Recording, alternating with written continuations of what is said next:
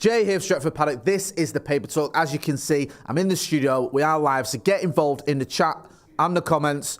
And we're going to be talking about all things Manchester United related, which obviously revolves around Erik ten Hag. What is happening with the manager? It looks like we might be getting a bit of light at the end of this tunnel where we can finally, for the time being anyway, see what's going to happen, move forward, and hopefully get some decent results under our belt following the international break. So make sure you are hitting like, share and subscribe. We're going to talk a little bit about this meeting. They had this meeting in INEOS this week, and there's not been much news about what was actually discussed and said in this meeting. It feels a little bit like there's a lot of conjecture, a lot of theories going out there, and a lot of people saying, well, actually, because we don't know much, this means that. So we'll get into it. We've got a story here, I think, from BBC Sport, why there is silence on Ten Hag's Manchester United future. So you can see there, he's doing the old, that fish I caught was that big. Manchester United held a monthly board meeting in central London on Tuesday. You would have had to have been living under a rock somewhere to not know about that. The meeting lasted around 6 hours, with footage of co-owner Sir Jim Ratcliffe arriving and leaving published by some media. After the big build-up, silence. We don't know the outcome because no one is saying why. Then it's sort of explaining here the context. Last summer, United took just over 2 weeks from their FA Cup final win over City to confirm Ten Hag will continue in his job. After days of speculation before and after the game that the Dutchman would be sacked, the BBC reported that United were considering other managers as part of that review. When INEOS decided to stick with Ten Hag, they triggered the option for an additional year on his contract, which now runs to 2026. Very much felt like a lukewarm back in that, didn't it, really?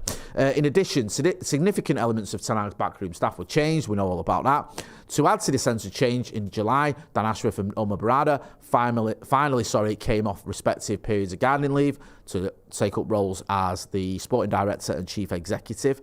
We know about that. We know about the structure changing. We also know that after an 8th place finish, the club's worst in the Premier League era, optimism was high around Old Trafford about significant improvement. On the 29th of September, United were hammered 3-0 at home by Spurs. Questions began to be posed again about Ten Hag's future. Then on the 30th of September, officials at United let it be known that Ten Hag would stay in his job for the forthcoming games against Porto and Villa. It was not stated that the situation would be reassessed after those games, but that was an interpretation some made externally. We then had that interview, didn't we, with Sir Jim Ratcliffe? I covered this on my news the other day, where he didn't give a massively sort of emphatic endorsement of Erik ten Hag, nor did he say he's got to go. It was a kind of sort of, you can see it there. I don't want to answer that. I like Erik. I think he's a very good coach, but at the end of the day, it's not my call. Probably fair, probably right. You'd think that Omar Barada and Dan Ashworth and maybe Dave Brailsford, perhaps involved in those conversations, Jason Wilcox were the ones that decide the manager's future rather than Sir Jim Ratcliffe just saying, look, you guys are all in these positions, but I'm going to call the shots. He also pointed to the fact that the new hierarchy hadn't been there for very long. So if you go further down there, it says Ratcliffe, Barada, just go down a little bit, and Ashworth were part of the United delegation at Villa Park, who were all pictured together alongside Fergie. Again, it's just very factual, this, isn't it?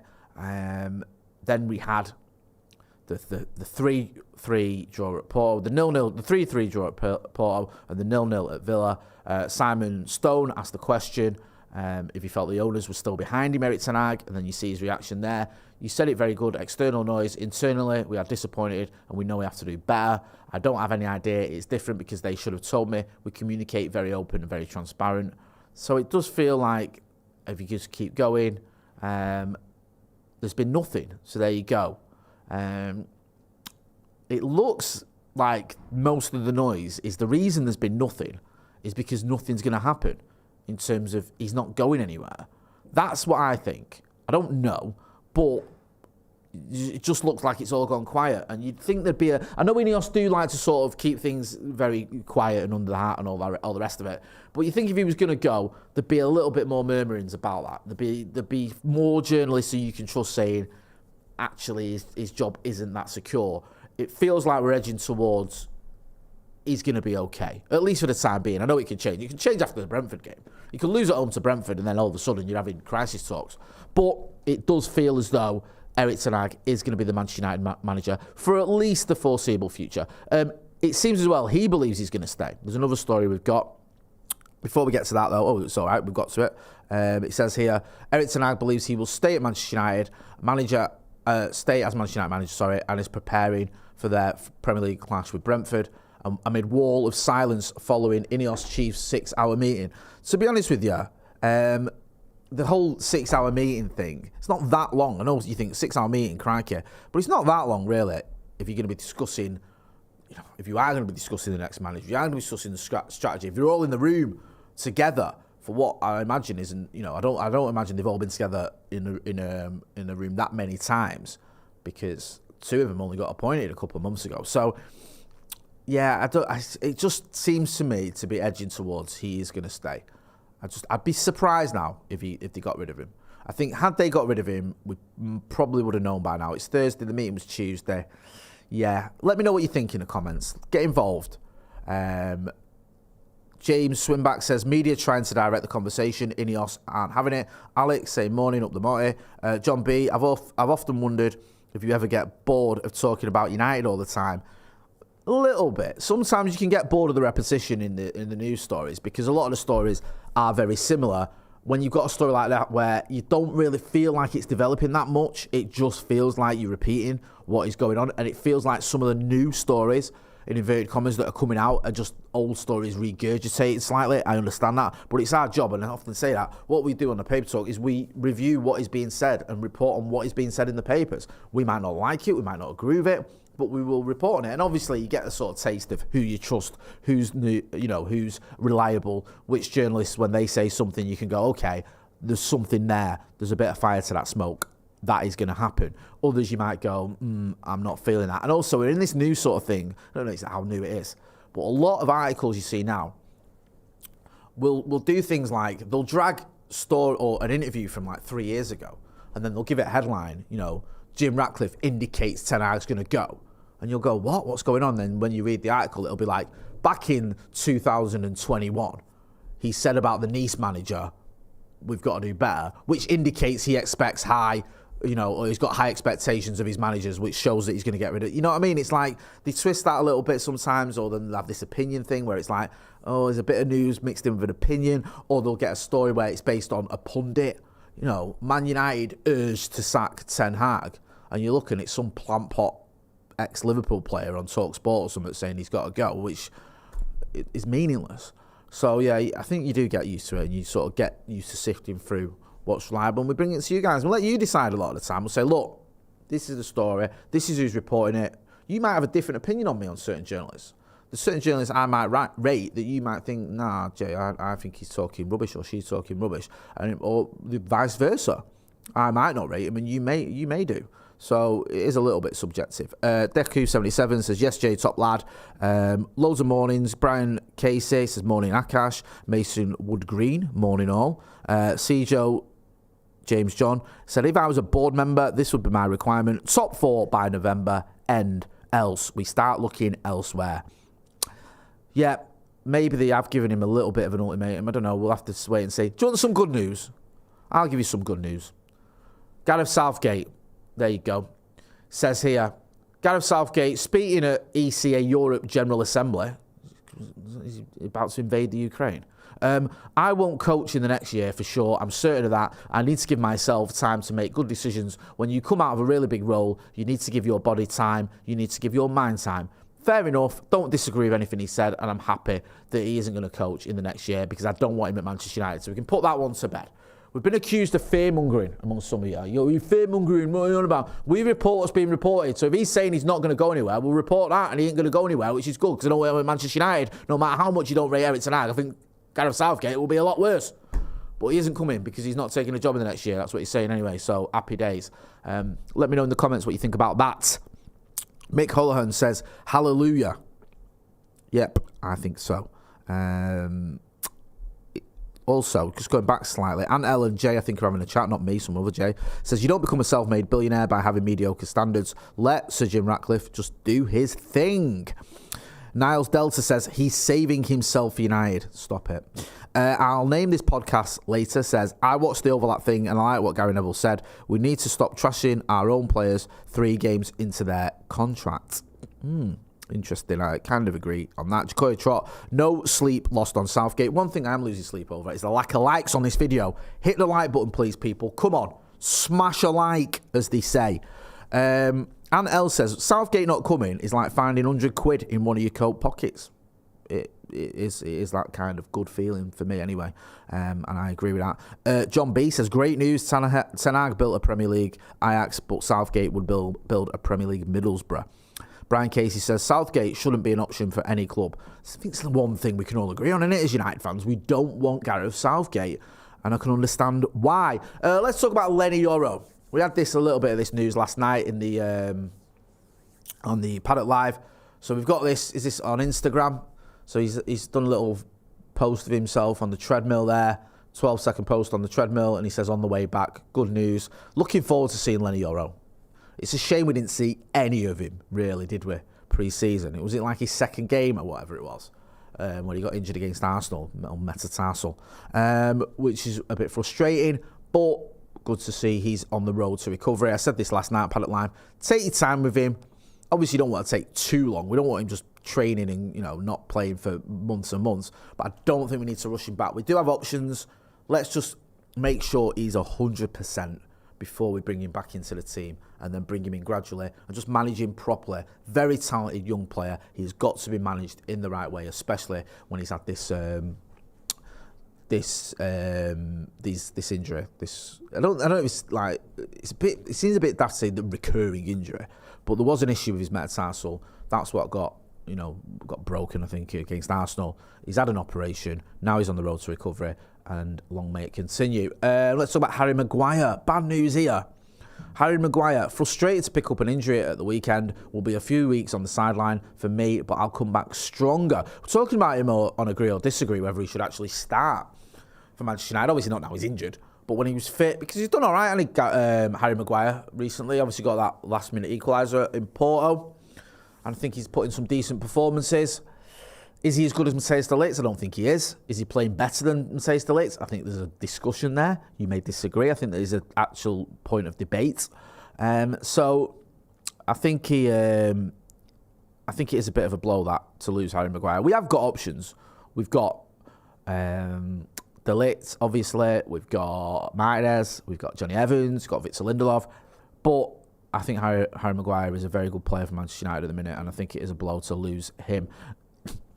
So, excuse me, I hope he's back sooner rather than later. I hope we don't go down this road we've had in the past where it's like one injury after another. Before you know it, we're missing like 12 players or 8 defenders or whatever it was last season. It was ridiculous. Right, I want to address something quickly, and we're going to move on. There's been like this online sort of social media rumours, reports, whatever you want to say. Rumours, because reports is giving them a bit more credence than they deserve, about Nusair Mazraoui having some sort of cardio issue. And we saw some of these aggregator accounts tweeting out about it and like how he could be missing for a length of time or whatever. And then we couldn't get it stood up. We was looking at it. I didn't see any credible journalists tweeting it or mentioning it, so I wasn't going to run it as a story. And then we've seen other people tweeting, some people tweeting like an exclusive, he's actually okay, which I don't get, because it's like, that's not news if he's fine. Like, the news would have been if he wasn't fine, but if he is fine, that's not news. So it just feels like there's nothing to it. That's what I gather. So I don't want to give too much attention to it. I'm going to mention it because there's a lot of noise of it on social media, but as far as you know, there's nothing wrong with Mazraoui, and I think he should be available after the international break. And if there is any news, we will keep you updated, and we will go off credible, reliable journalists that we trust when it comes to any form of news, and especially ones as serious as someone having a cardio problem. Let's talk about Muani. This is a extensive story here, isn't it? Jesus. Red Devils reportedly eye PSG star. Manchester United could be set to raid PSG once again as they attempt to recover from their poor start to the season. The Red Devils have already signed Manuel Ugarte from French club this summer, and a striker is now on their agenda. According to Spanish outlet Fidjehez, the Red Devils are interested in Randall Kolo Muani. The French forward moved to Paris last summer from Eintracht Frankfurt and has scored 11 goals in 49 outings. That is emphatically underwhelming, isn't it? He's got barely 1 in 5. All right, quick. He's going to solve all our goal-scoring problems, isn't he? No. Just get a grip. I don't believe that for starters. No disrespect to the Spanish outlet, Fijages, or whatever they're called, but it just feels like I need 200 words at the end of an article. Can you knock something together? Yeah, we'll say that United are in for Muani. Why not? They bought Ugarte from PSG. Makes sense. Don't see it happening, and nor should it happen. We need a player to come in and score goals for Manchester United, not one who's scoring 1 in 5 at PSG. That's not a record that makes me feel he's the guy to come in and smash it in the Premier League and start banging in the goals every week. He ain't. So I don't think we're in for him, and we shouldn't be in for him. If we are going to go out and get a striker, we need to get a striker who's got some sort of pedigree, who you believe can get you goals in the Premier League, and that ain't Randall Kolo Muani. Let me know what you think anyway. Bernardino says, morning lads and ladies. Slejo James John says, bye Welbeck. Oh, love that if that happened. Brian Casey says, Spanish outlet or Spanish source reported on a French footballer moving to England. Definitely credible. Hamish Morrison says, don't think Keano is a fan of Maguire. Said on the recent overlap that he isn't captain material or good enough for United. I think Maguire, right, is he's not probably captain material, but he isn't the captain of Manchester United. He had it took off him and it was given to Bruno. So we know that. And you go about this thing about, is he Manchester United material? If you want to win a title, then probably not, right? He's probably not a title-winning defender. Unless he's in a very, very good team. You might get away with him if he was one of the 4 or 5 centre-backs that City had, for example, and he was rotated, and maybe you get away with that. But he's probably not at the top level. But right now, and probably since he's arrived, by and large, he's done a good job for Manchester United. It's easy to hate on him, but I do feel like he has done a decent job. I think the problem with Harry Maguire is we massively overpaid for him. He was a £50 million defender, and we paid 80 million quid for him. And also, I think some of his mistakes, some of his errors were sort of not blown out of proportion, but were maybe highlighted a bit too much, if that makes any sort of sense. I just feel like it became a sort of thing, didn't it, to hate on Harry Maguire, and whether that was United fans, whether that was England fans, who all started sticking the knife in with him, which I found bizarre, because actually for England he's done a pretty good job. If you look at his record for England, what is it? You know, he got to a Euros final, he got to a World Cup quarter, and he got to a World Cup semi. I mean, that's not too shabby, is it? I know he wasn't at the last Euros, but I never got the sort of the England fans turn on Harry Maguire. Hit the like button, please, people. Let's get to 300 likes. Come on, we're on 129. There's 1,000 people watching. Smash a like. Come on, we can do this. Do you remember Paul Labille Pogba? Yes. We'll talk about this because it's doing the rounds, and there's still a lot of interest in Paul Pogba from United fans. It says Juve released new statement as Paul Pogba in advanced talks. Oh, right. This is absolute mischief making by Kieran King in the Manchester Evening News. So, in advanced talks over Man United reunion. Oh, he's coming back to Old Trafford, is he? Is he coming back to United? Wow. And it's in advanced talks. Jesus Christ. Paul Pogba's in advanced talks to rejoin United. Only trouble with that story is he ain't. If you scroll down, former Manchester United midfielder Paul Pogba is set to leave Juventus. Yeah, we know about all that. If we can... says that. It says he's set to leave his contract terminated by mutual consent. Okay, yeah, we get all that. So where's the bit about him coming back to United and what's going on? Considering Pogba is able to train from January, the Frenchman is expected to join a new club in the winter transfer window, even though free transfers can be signed at any point. The World Cup winner has already got potential suitors, with Roberto De Zerbi's Marseille eyeing up a move for the midfielder. Okay. So where's the bit about him joining United? Oh, hang on a minute. There it is. Mason Greenwood is at Marseille. Mason Greenwood was at United when Paul Pogba was there. So that's the Man United reunion. Jesus Christ. Come on. That is absolutely ridiculous. Man United, advanced talks for Man United reunion. And he might be playing in the same team as Mason Greenwood. Yeah, the mind boggles. Paul Lucas says, no Pog back. Brian Casey says, taking Sancho's place. Super Art says, at this point, why not? I think we need to move on from Paul Pogba. I do. I think the whole Paul Pogba transfer story with Manchester United has been one of the most bizarre and one of the most inept in the history of association football. Not that we shouldn't have got him. I loved Paul Pogba when he was at the academy. The fact that we let him go to Juve for practically nothing, I think it was actually nothing, and then we bought him back off them for 89 million quid, and then we let him go back there for nothing again, was insane. And that was just indicative of United's absolutely shambolic transfer policy. Gonna leave it there. Make sure you are hitting like, share, and subscribe. If you've not done, go and check out some of the other videos we've got on the channel. Go and check out Paddock Live if you want to see that. Go and check out the agree or disagree debate we had with myself, Joe, Chels, and Lauren. Also, we'll be back later on today with Off the Bat. I've been Jay Motty. This has been the Paper Talk. Thanks for watching.